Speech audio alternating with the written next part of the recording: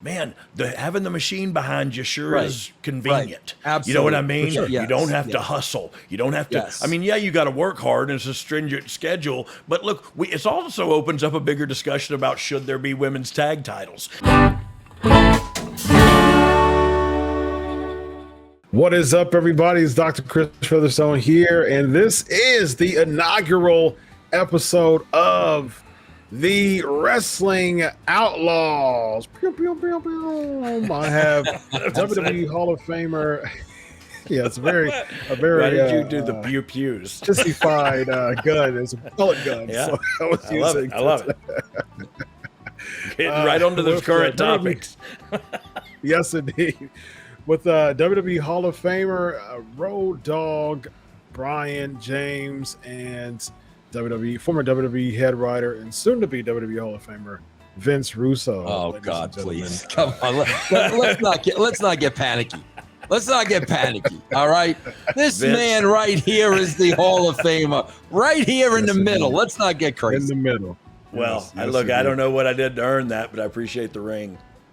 Oh, come Mr. Modest Brian there, man. Please. Mr. Oh no! Modest It's no secret. You can't tell one side of the story and not the other. They needed to sell some tickets in New York, and DX was a hot ticket item, and so the rest is history. I got a ring and $5K Yes, out of the indeed. deal. Yeah.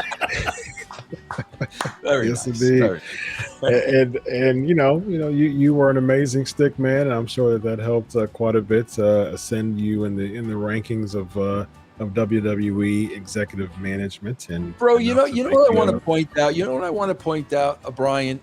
I never really realized this. And I'm going to tell you, Chris, I'm taking a left turn here right now because I have not for it. spoken to this man forever. That's true. It's been I've- over. I mean, we spoke the other day on the phone, but Yeah. we haven't talked at all for well over a decade. Yeah, I love this man. I have always loved this man. He got pissed at me and blocked me for a while. But I want to tell you this, bro, because this is when you go back and you look at things, you really don't realize them until you go back and look. 100%. Because you've starred in a million shows, you've produced a million shows, you creative on a million shows, bro. Once the show is done, people don't understand. It's on to the next show. It's over. It's done. Hey, even after Mania, it's Yes, like, they don't- that was yesterday. Bro, This is today. Bro, I tell people WrestleMania was just another show to us. Yeah, They yeah. don't. But anyway, it's not until you go back years later when you really realize the little things. And bro, I got to tell you, because I really saw it this week and I never saw it before. And I guarantee you nobody ever spoke to you about this before.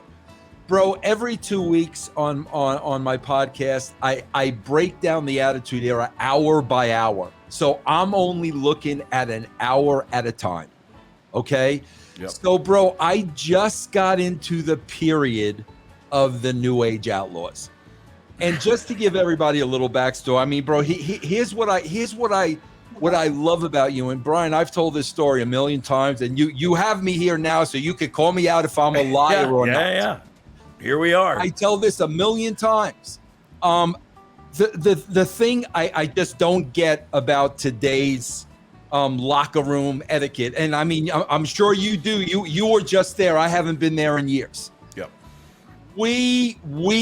I definitely had a working relationship with the boys. There was no me dictating, you're doing this and you're saying exactly this. It was okay, guys, here's what I have. What do you think? You come back. Well, what if we do this, and that? It was. Yeah, I the had collaboration. I had to work that way. Way.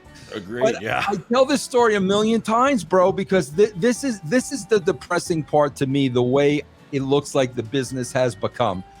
Bro, I remember when you were doing nothing.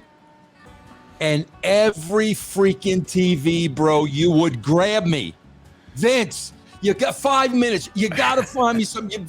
Every freaking TV. And Brian, what that did was every time I was writing, you were back here. Yeah. You were back here because you were so persistent, respectable, never had that. You just wanted an opportunity and a chance. And as the writer, it was always here. But one thing I want to say, bro, that I never noticed is getting to the point of you guys getting together. You know, bro, Billy went through the Smoking Guns. Then he went through the Rockabilly. Now you guys are together. Yep. Okay? Bro, the one thing I never realized that I really saw this week, and I guarantee you nobody's ever spoken to you about this before. You come down, bro, I tell everybody says Vince Russo loves to take credit for everything. I never wrote a word you said. And I've said that a million times. That's true. That's a true statement. Never wrote a word you said.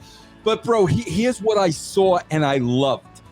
You guys come out, oh, you didn't know, bro, your confidence with that microphone and the glib and the stuff, you are so in your element and your zone. But here's what I saw. Bro, just being with you, Billy's level of confidence went from here to here, bro. Like I saw the Rockabilly and him with Honky, and Smoking Guns with Bart when he was in there with you. And then, bro, you'd give him the mic. Your confidence literally rubbed. He became a different person. Just because of the influence you had on him. I don't think that gets talked about enough, bro. Well, I really appreciate the kind words. I don't think you're trying to do this, and I want to make sure that we're not discounting anyone. You're just suggesting that with Billy, or when I was with Billy, his confidence grew. Look, I would argue that the same, not confidence with Jeff Jarrett. I think they've got to pick a different word there because he was always confident. But I think when we're together, it's Jeff's different, and I think Billy's the same way. And I don't know if that's energy. me. Oh, yeah, it might be the energy, you know what I mean? And if that's me, then cool. Thank you, Lord, for letting me work like that. But if it's, it could be a collaboration. We could help each other out, But I appreciate you saying that, Vince. That means a lot to me. Because I'm watching it, and his confidence level, and that's what really got him over the top. And I mean, I think that was such a big part in the success. But I just wanted to say that, bro, because I'm watching it this weekend. He was just a different guy, when we, bro, I say this all the time. Tell me if I'm right or wrong. To this day, Brian, I really believe, I've said this a million times, pound for pound, I think Billy was the greatest athlete I ever worked with. Yeah. I don't disagree with that. I watched him outrun The Rock Billy was wearing high-tech boots. They were unlaced. And they were going into the gym, and Rocky and him got in some kind of little argument. They were always over who was the better athlete. Dude, he smoked Rocky in the parking lot of a Gold's Gym, and I don't remember what city it was in, but I mean, he smoked him. Yeah. And I just sat, because I didn't go to the gym much, but I rode the recumbent cycle and watched Rock get the best workout of his life because he was so angry about getting outrun. Yeah. Well, go ahead, Chris. Go ahead. It's your. Hey, Chris, it's your show. Yeah, I had to get that. Hey, I'm just soaking it in, man. It's great to hear y'all, going down memory lane. All right, let's shoot from the hip, fellas. So, one of the major topics is there's a rumor. There's a reported from, Raj Giri from Wrestling Inc. gets the credit. I worked over there for a number of years, so Raj is a very credible source in the game. He reports that he heard that Sasha Banks has been released from WWE, and not sure that there's a release or she quit, but reportedly she is indeed gone. Now, interestingly enough, her contract was actually supposed to be, up within, I think July, it was, or August, some within the next month or two. We'll start with you, Brian. Do you think, if she is indeed gone and her contract is almost up, do you think this could be a move to release her first before, so that can invoke the 90-day no compete, or to, why else would they release her before just letting her contract run out? You've been there the most recent time. You understand the business when it comes to those things. Why do you think Sasha Banks has been released, if that's true, as opposed to just letting her contract right out? Look, I'd like to preface my comment with it is alleged that she is no longer with the company. We haven't heard that for sure yet. But I do think they don't make these decisions without thinking about them. So right, wrong, or indifferent, they made this decision for some reason. But the bigger question here is what does this do for Sasha Banks? What about Naomi? Is Naomi gonna stay on, and is she gonna be punished for this and all that? To me, the moving of a high caliber talent, which Sasha is, I'll give her credit for that. Moving to AEW from WWE, it's kind of old news now, and so people's contract runs out. They think the grass is always greener on the other side. They go over there, and guess what? Not only is there 100 talent that you have to compete with to stand out and try to be the best. Now there's 170 talent that you have to compete with and try to be the best. And look, she's a great worker, but nobody's stronger than the machine, man. The machine runs. And she had a bit part in the show. Cool, that's cool. But what after this? What is this? She goes and makes some money. Okay, I mean, I don't know. I don't know if this is all legit, if she's really gone, and I don't know how this benefits her professionally at all. I think before I get to you, Vince, and I'll kind of alley-oop this to you.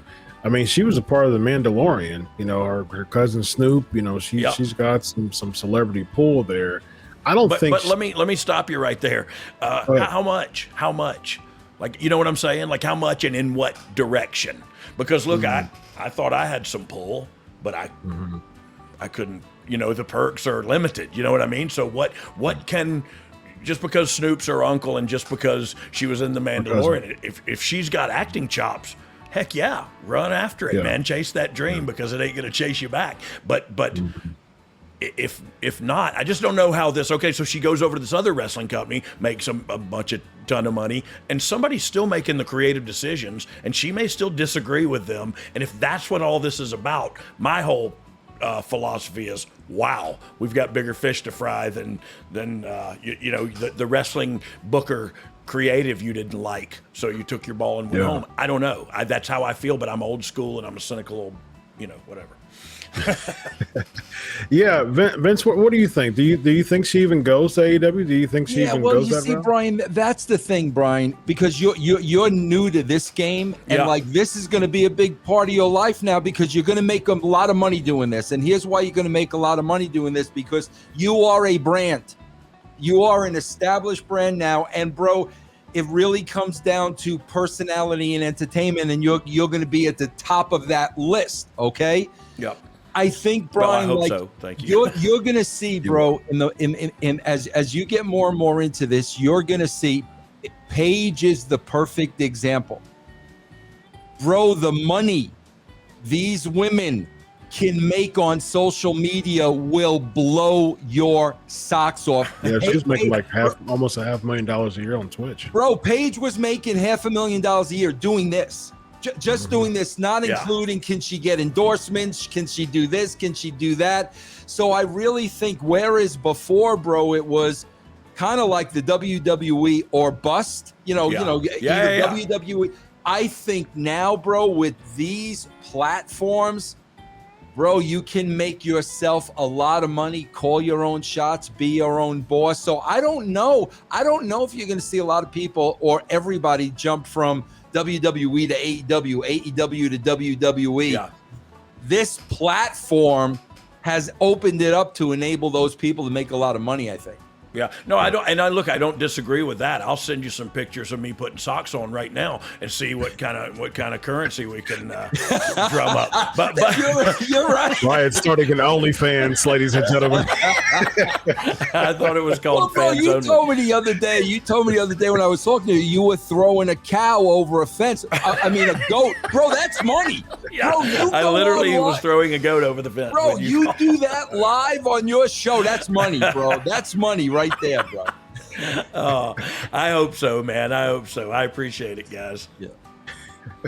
I agree. I think Vince. Look, Sasha, if she wants to make a ton of money doing that, that's cool. But man, having the machine behind you sure Right. is convenient. Right. You know what I Absolutely. mean? For sure. You Yes. don't have to Yes. hustle. You don't have to. Yes. I mean, yeah, you got to work hard, and it's a stringent schedule. But look, it also opens up a bigger discussion about should there be women's tag titles, and that's for another show. But you know, how often can you, if you just run through, like I'm sure Sasha wanted to do, just run through everybody and be the champion. That's, you know, just like when I came to you, Vince, and said, I don't know what to do, but I want to be the champion. You know, that's not a very good argument. But if she wants to run through everybody, okay, we're 6 weeks into programming. Now what? You know what I mean? So it's you gotta think about this in a big picture. 30,000 feet looking down and with like a God view, because that's how it is. It's not just, oh, Sasha's unhappy, she's leaving. And there's a million little intricacies in there, and it's egos, and it's pay, and it's so many little things, that go into it. It's not just black and white. Yeah. Yep. That's true.